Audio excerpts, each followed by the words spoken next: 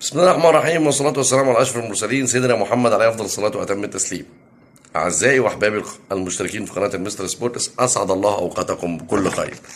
أعلن الكابتن حسام حسن المدير الفني للمنتخب الوطني المصري قائمة الفريق التي سوف تدخل في معسكر شهر أكتوبر منذ قليل.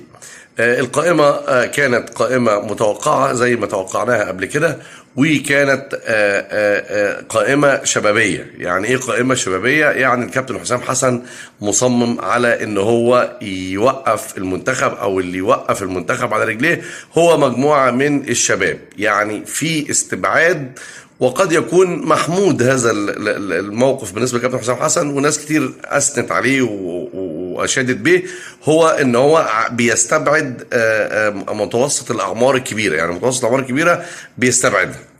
القائمة اللي ظهرت منذ قليل اللي هتدخل معسكر شهر أكتوبر، واللي هتشارك في مباراتين موريتانيا في الجولة الثالثة والجولة الرابعة لتصفيات أفريقيا 2025. طبعا احنا عارفين ان احنا عندنا مباراتين مع موريتانيا رايح جاي في شهر أكتوبر الحالي. في مباراة هتكون يوم 11/10 إن شاء الله في القاهرة، والعودة هتبقى هناك يوم 15/10.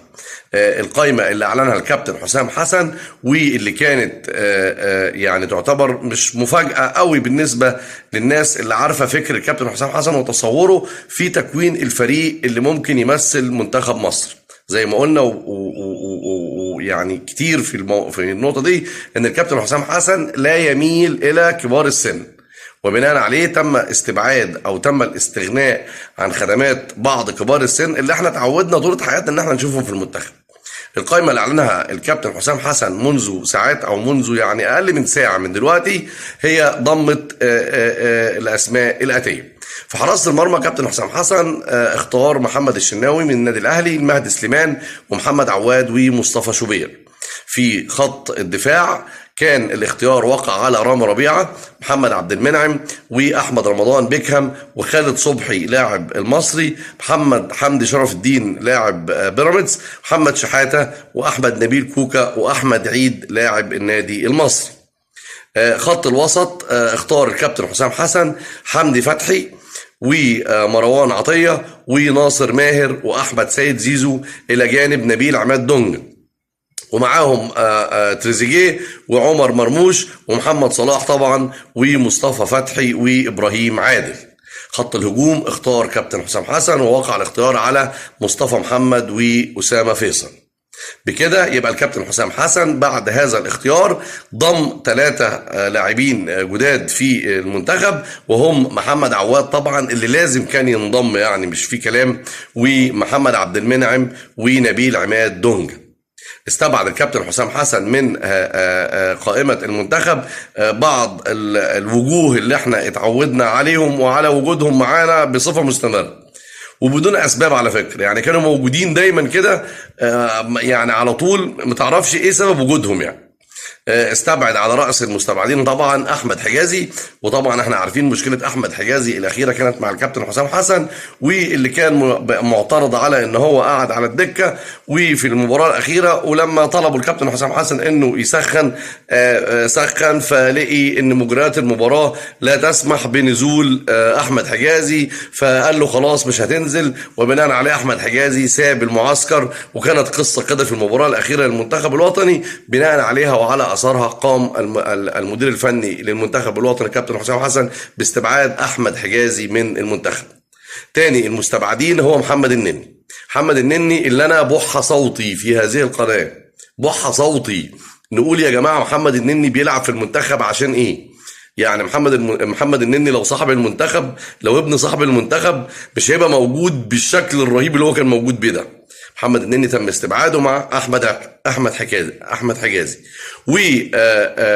وابرز الغيابات طبعا، وتعتبر يعني الغياب اللي هو يعني مسبب طبعا، واللي هو زي ما بنقول بيلعب في عداد عمره الكروي، هو استبعاد امام عاشور.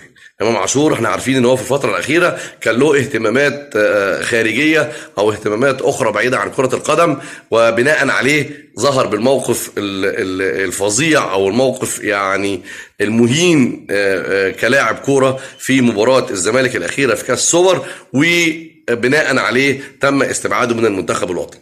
يبقى الكابتن حسام حسن استبعد 3 هم احمد حجازي ومحمد النني وامام عاشور.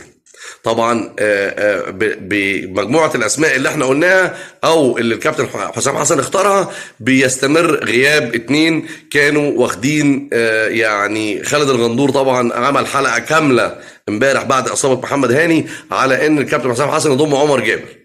طبعا احنا عارفين ان في موقف اصلا شخصي بين عمر جابر وبين كابتن حسام حسن، وبناء عليه عمر جابر لم ينضم، استمرار استبعاد واستمرار غياب عمر جابر، ومعاهم محمد شريف. محمد شريف برضو بيستمر غيابه عن المنتخب الوطني.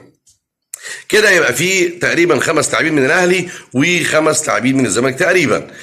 في من الاهلي محمد الشناوي ومصطفى شوبير ورامي ربيعه واحمد نبيل كوكا ومروان عطيه.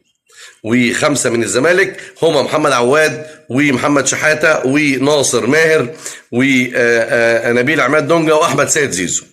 زي ما قلنا ان المنتخب الوطني له مباراتين، هيدخل معسكر اكتوبر ده لكي يعني يقوم بمباراتين في خلال هذا الشهر ان شاء الله. في مباراه يوم 11/10 هتبقى في استاد القاهره، والمباراه الثانيه هتبقى يوم 15 في موريتانيا. نتمنى كل التوفيق للمنتخب الوطني، وعايزين نقول ونضيف ان الكابتن حسام حسن بيبني منتخب جديد. الكابتن حسام حسن عايز يشيل الاسماء اللي احنا اتعودنا عليهم، اللي هم كانوا موجودين وما كانوش بيعملوا حاجه يعني. فبناء عليه قال البركه بالشباب.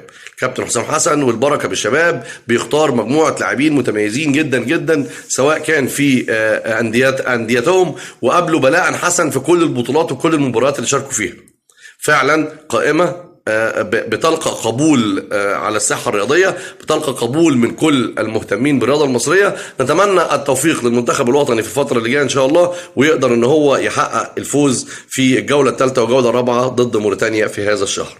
كان هذا تقرير سريع ومفصل من قناه المستر سبورتس. تحياتي لحضراتكم والسلام عليكم ورحمه الله وبركاته.